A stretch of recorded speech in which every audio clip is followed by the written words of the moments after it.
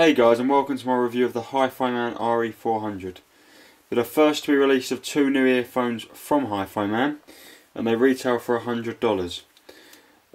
This is just going to be a review mainly of how I've found using them, and obviously their sound quality.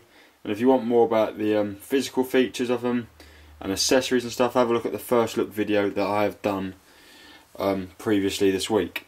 First, I'm just going to talk about how I found them physically. And I must say they're extremely comfortable earphones.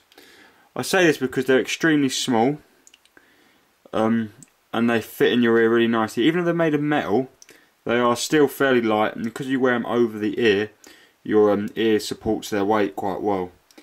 If you do wear foam tips with them, they almost feel non-existent in your ear. But I prefer the sound that I get with these, and it's still extremely comfortable. Because you can get a fairly deep fit with these, I do actually find they isolate fairly well, especially considering they're vented dynamic driver earphones, which is quite something that I don't say often, because normally with a vented earphone they don't isolate too well. But these get fairly deep, and you can actually achieve a good isolation with them. Let's talk about sound quality now, as that's the most important factor, of course. And I must say it is definitely impressive. They take on a fairly neutral approach for this earphone. It has a slight boost in the mid bass, or just the bass, and that's not in to say it's a bass earphone. It is only slightly north. I mean, I'm tad north of the rest of the spectrum. I'd put it in between the Etymotic HF5 and the Air 4AI in terms of the boost and the bass, so it maintains a very neutral frequency response in terms of how we perceive it, and most of you may even consider these as bass light.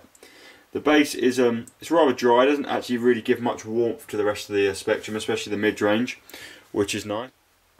And the mid-bass is fairly fast, has a very short decay, and has a small body and does lack a strong impact. The sub-bass is considerably rolled off.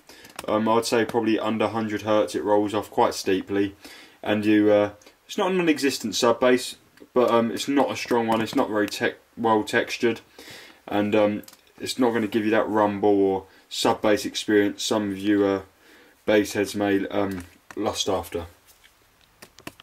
The mid-range is where the magic really starts to happen. The main thing I like about the mid-range is the position it is in comparison to the bass and the treble. It's not an especially forward mid-range, but it's definitely not recessed. It just feels just right where it is. It's not the show itself. It's not stealing the limelight of everything else that you may say that the some other earphones like the ASG one original revision did. And it definitely is not painfully in your face. So it's just a really good position, and it also has a very exquisite balance between the low mids and the high mids. They really complement each other. They're very linear to each other, and it makes male and female vocals alike sound very natural and very good, which is always good. Timbre is really nice on guitar and brass instruments. It's very lush and sweet, but some instruments do sometimes, lack a bit of aggression, a bit of power. Treble is something that is actually really quite enjoyable about these. It's fairly delicate. It does offer you a nice bit of sparkle, so you can always hear that cymbal splash, but it's not overbearing or over the top. And I think it's quite smooth, and it has a very good extension, giving you that airy sense to the earphones. Some people have said it's quite sibilant, but I don't personally see that as such. But we're all sensitive to different parts of treble, but it's definitely nowhere near as bright. It's not bright really at all, or in your face like maybe the DBA02 or some TWFK earphones are. Soundstage is not really anything to get excited about. It's just generally what you get with an earphone. It's got a good height, I would say, but width is only literally just about out your head, and depth is fairly poor. The main thing I really do like about this earphone, and what makes it one of the better buys I think for £60/$100, is it's just the clearness, the clarity, the detail retrieval, and it its just speed and transition and its ability to deal with anything you really throw at it. And it's definitely a top buy for $100.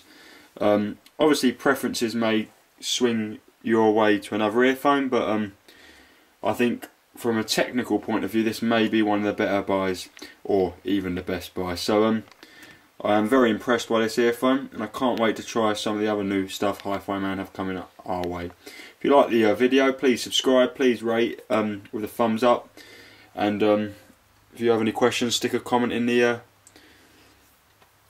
box below. Thanks for watching, guys.